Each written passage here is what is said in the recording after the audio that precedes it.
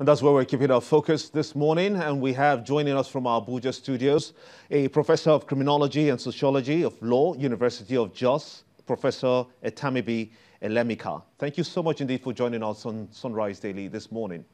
Now, you've been watching the political scene and watching how events unfold. You were part of that meeting yesterday. And the INEC boss actually talked about some very salient issues where he talked about the template that must be produced by INEC, which will serve as a guidance for the elections in 2019. What's your take from that meeting? I think in the past, there has been this argument as to what happens on election day. Are the security officials under their the directive of their respective heads, or are they under the directive of INEC? And of course, in different countries, you have different templates. In some countries, once you are involved in election duties, you are regarded as having been seconded to the electoral management body, and that body is responsible for deploying the security officials. In Nigeria, it has largely been that the security heads deploy their members to the different polling units. I think what the INEC chairman is trying to do is for them to have, if you like, a joint decision-making in which they both deploy the security officials to the respective polling stations and election duties. You also delivered a paper there. Tell us, what is your own thoughts? Your paper, basically, what is it bringing to the table? What is it reflective of?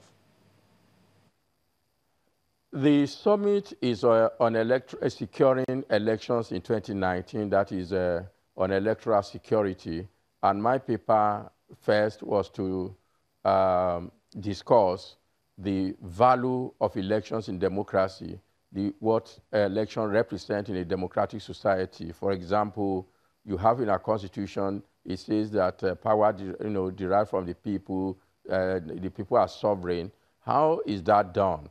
Election plays a very critical role in the fulfillment of that promise in Chapter 2, because if you have a free, fair, non-violent election, candidates are the ones choosing their representative to serve them, to pursue certain policies, implement certain programs that are in their best interest. So in that context, we give a reality to the constitutional promise that the people are sovereign, because then leaders are not bosses. They are representative. They are employees of the people, so to say.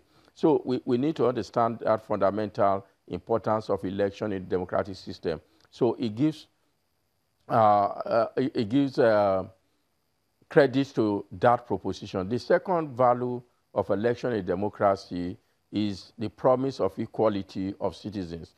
And we know we're not equal, except we're going to deceive ourselves on most days of our lives.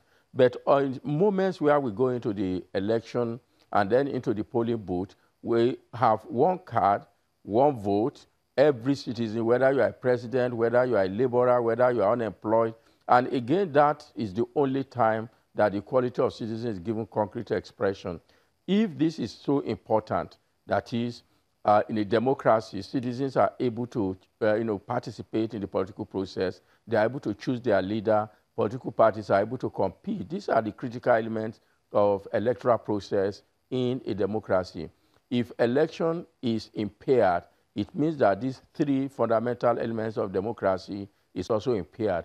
If there is violence, it means that the citizens cannot participate freely, and I pointed out that the low participation of women in Nigeria is partly due to the level of violence in our political process.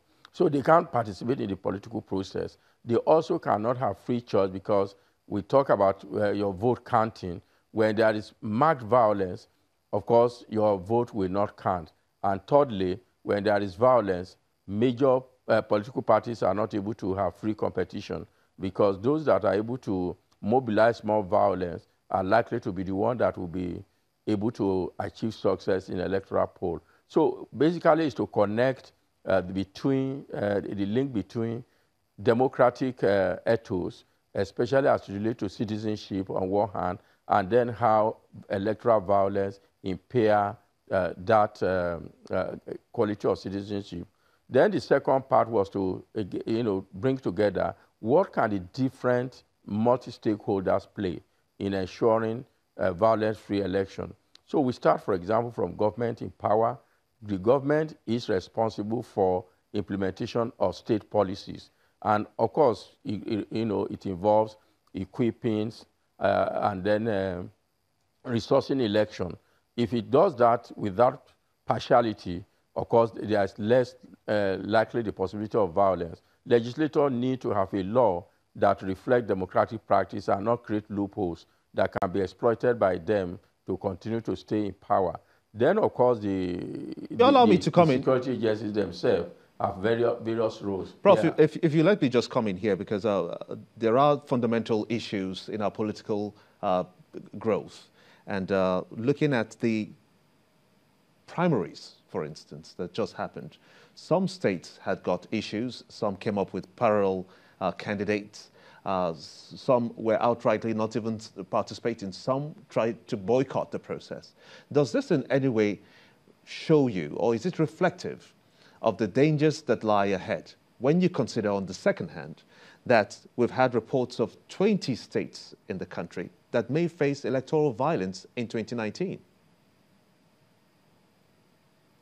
Yeah, it gives concern, and like I pointed out in my presentation yesterday, the question to ask, why are people so desperate to win elections? And one of the reasons, of course, we all know historically in Nigeria is that there's probably, like I said yesterday too, there's probably no industry in the country that is as profitable as politics, except probably organized crime, which, of course, in our setting, as I said also yesterday, presently, the politics that we play in Nigeria, political parties, one can actually describe them as criminal cartel operations. So to that extent, given the profitability of politics, you find those kind of struggles for power. And of course, they will, because electoral violence reflects lack of confidence in the electoral system, providing or offering you a position, people are using violence. So we have a lot of concern for the 2019 elections in terms of violence. Again, we must also consider that against the insecurity that is currently in the country, we are not secure now, and of course, that will be fundamentally aggravated during the election process. So the security agencies need to take that into consideration. I think there are enough information about hotspots, and I think what they need to do is to develop tactics to counter it. How do you respond to the Inspector General of Police when he says that during the elections they are fully ready and that they are deploying their men to just about every state in the Federation to protect lives and property and ensure that people are safe during elections? And here you are saying that we are not safe.